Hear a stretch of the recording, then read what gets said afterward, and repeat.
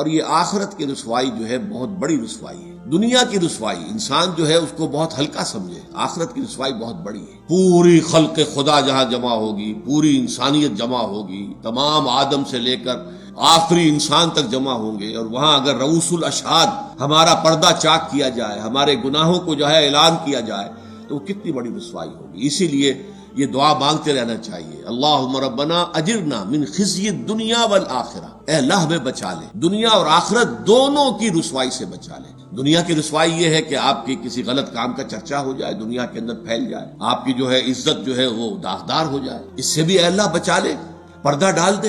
جیسے کہ حضور نے لفظ استعمال کیا، اللہ یتغمدنی ربی برحمتہ، اللہ یہ کہ میرا پروردگار مجھے اپنی رحمت کی چادر تلے ڈھانپ لے۔ اللہ تعالیٰ دنیا میں بھی ہمیں ڈھانپے رکھے اور آخرت میں بھی ڈھانپ لے۔ تو یہ خزی دنیا والآخرہ، اے اللہ ہمیں دنیا کی بھی رسوائی سے بچائے رکھ اور آخرت کی رسوائی سے بھی